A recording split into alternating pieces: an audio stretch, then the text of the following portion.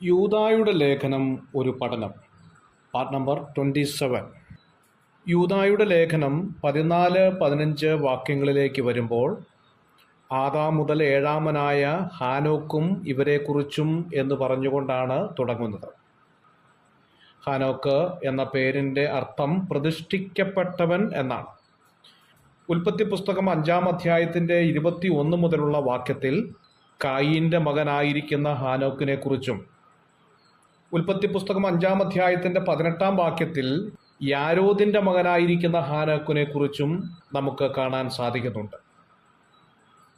കായീൻ്റെ മകനായിരിക്കുന്ന ഹാനോക്ക് ജഡത്തിൻ്റെ ചിത്രവും യാരോദിൻ്റെ മകനായിരിക്കുന്ന ഹാനോക്ക് ആത്മീകമായ ചിത്രവുമാണ് നൽകുന്നത്. കായീന് ജനിച്ചതായിരിക്കുന്ന മകന് ഹാനോക്ക് എന്ന് പേരിട്ടു എന്ന് നാം കാണുന്നു. അതിനുശേഷം കായീൻ വലിയൊരു പട്ടണം പണിയുകയും തൻ്റെ മകനായിരിക്കുന്ന ഹാനോക്കിൻ്റെ പേര് ആ പട്ടണത്തിനിടുകയും ചെയ്തു എന്ന് കാണുന്നു. ലോകപ്രകാരമുള്ള സ്ഥാനവും പേരും തൻ്റെ മകന് നൽകുവാനായിരുന്നു കായീൻ ആഗ്രഹിച്ചത്. എന്നാൽ യാരോദിൻ്റെ മകനായിരിക്കുന്ന ഹാനോക്ക് പ്രത്യാശയുടെയും കർത്താവിൻ്റെ വരവിനെക്കുറിച്ചും വെളിപ്പെടുത്തുന്ന വ്യക്തിയായി മാറുകയാണ്. എബ്രായ ലേഖനം 11-ാം അധ്യായത്തിൻ്റെ 5-ാം വാക്യത്തിൽ ഹാനോക്കിൻ്റെ പ്രത്യാശയെക്കുറിച്ച് ദൈവത്തിൻ്റെ ആത്മാവ് എടുത്തു പറഞ്ഞിരിക്കുന്നത് ശ്രദ്ധേയമാണ്. കായീൻ്റെ മകനായിരിക്കുന്ന ഹാനോക്ക് ജഡത്തിൻ്റെ ചിത്രമാണ് നൽകുന്നത്. റോമാലേഖനം 8-ാം അധ്യായത്തിൻ്റെ 5-ാം വാക്യത്തിൽ ജഡസ്വഭാവമുള്ളവർ ജഡത്തിനുള്ളതും ആത്മസ്വഭാവമുള്ളവർ ആത്മാവിനുള്ളതും ചിന്തിക്കുന്നു എന്ന് കാണുന്നു. കായീൻ ഭൗമിക കാര്യങ്ങളിൽ ശ്രദ്ധ ചെലുത്തുകയും ദൈവപ്രസാദത്തിന് പ്രീതി ലഭിക്കാതെ ദൈവകോപത്തിന് ഇടം കൊടുക്കുകയും ചെയ്ത വ്യക്തിയാണ് എന്ന കാര്യം നമുക്കറിയാം. തനിക്കുണ്ടായ മകന് തൻ്റെ പട്ടണത്തിൻ്റെ പേര് കൊടുത്തുകൊണ്ട് വീണ്ടും ജഡത്തിൻ്റെ പ്രവൃത്തി വെളിപ്പെടുത്തുകയാണ്. ജഡത്തിൻ്റെ ചിന്ത മരണമാകുന്നു എന്ന് റോമാലേഖനം 8-ാം അധ്യായത്തിൻ്റെ 6-ാം വാക്യത്തിൽ നാം കാണുന്നുണ്ട്. 7-ാം വാക്യത്തിലേക്ക് വരുമ്പോൾ ജഡത്തിൻ്റെ ചിന്ത ദൈവത്തോട് ശത്രുത്വമാകുന്നു എന്നും കാണുന്നു. 8-ാം വാക്യത്തിൽ ജഡസ്വഭാവമുള്ളവർക്ക് ദൈവത്തെ പ്രസാദിപ്പിക്കുവാൻ കഴിയുകയില്ല എന്നും കാണുന്നു. കായീൻ്റെ ജീവിതത്തിലെ ജഡസ്വഭാവം വീണ്ടും വീണ്ടും വെളിപ്പെട്ടു വരികയാണ് തൻ്റെ മകനായ ഹാനോക്കിലൂടെ എന്ന് നമുക്ക് മനസ്സിലാക്കാം. ദുഷ്ടനായ കായീൻ്റെ മകനായ ഹാനോക്കിൽ നിന്നും യാരോദിൻ്റെ മകനായ ഹാനോക്ക് സകലത്തിലും വിഭിന്നനായിരുന്നു എന്ന് തൻ്റെ സ്വഭാവത്തിൽ നിന്ന് നമുക്ക് പഠിക്കാം. വിശ്വാസത്താൽ ഹാനോക്ക് എന്ന എബ്രായ ലേഖനം 11-ാം അധ്യായത്തിൻ്റെ 5-ാം വാക്യത്തിൽ നാം കാണുന്നുണ്ട്. താൻ ദൈവിക അംഗീകാരം ലഭിച്ച വിശ്വാസത്തിൻ്റെ ഉടമയും ദൈവത്തെ പ്രസാദിപ്പിച്ചു എന്ന് എടുത്തു കാണിക്കുന്ന വാക്യവുമാണ് ഇത്.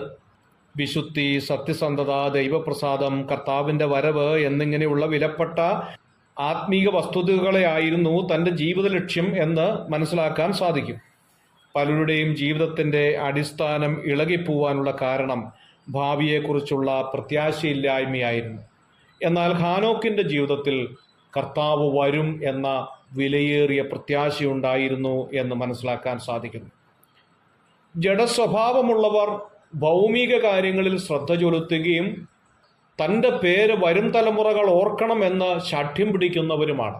അതിനുവേണ്ടി എത്രയെത്രയോ കുറുക്കു വഴികളാണ് തിരഞ്ഞെടുക്കുന്നത് എന്നുള്ളത് ഒരു പരമയാഥാർത്ഥ്യമാണ്. പണത്തിൻ്റെ അത്യുച്ചകോടിയിലും പ്രൗഢിയിലും ജീവിക്കാൻ ആഗ്രഹിച്ചിട്ട് എല്ലാ സുഖങ്ങളും അനുഭവിച്ചിട്ട് താൻ പരാജയപ്പെടാൻ പോകുന്നു എന്നറിയുമ്പോൾ ആത്മഹത്യയിലേക്ക് പോകുന്ന ധാരാളം പേരെ നാം കണ്ടിട്ടുണ്ട്. സാത്താൻ മനുഷ്യനെ വഞ്ചിക്കുന്നു എന്ന് എത്ര ഉദാഹരണങ്ങളുടെ കൺമുമ്പിൽ നിരത്തിയാലും നാം പഠിക്കുകയില്ല എന്നുള്ളതാണ്. ദ്രവ്യാഗ്രഹം സകലവിധ ദോഷത്തിനും കാരണമാകുന്നു എന്ന് തിരുവെഴുത്ത് പറയുന്നു. ലോകത്തിൽ ധനത്തിനും മാനത്തിനും പേരിനും പ്രശംസയ്ക്കും വേണ്ടി കായീൻ്റെ മകനായിരിക്കുന്ന ഹാനോക്കിനെ പോലെ ജീവിക്കുവാനല്ല ദൈവം നമ്മളെ ആഗ്രഹിക്കുന്നത്.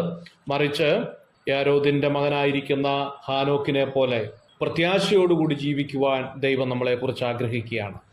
യൂദാ നമ്മെ ഓർപ്പിക്കുന്നതായിരിക്കുന്ന കാര്യം ഇതാ, കർത്താവ് എല്ലാവരെയും വിധിപ്പാനും അവർ അഭക്തിയോടെ ചെയ്ത ഭക്തിവിരുദ്ധമായ സകല പ്രവൃത്തികളും നിമിത്തം ഭക്തികെട്ട പാപികൾ തൻ്റെ നേരെ പറഞ്ഞ സകല നിഷ്ഠൂരങ്ങളും നിമിത്തവും ഭക്തികെട്ടവരെ ഒക്കെയും ബോധം വരുത്തുവാനും 1000 വിശുദ്ധന്മാരോടുകൂടി വന്നിരിക്കുന്നു എന്ന് പ്രവചിക്കുകയാണ്.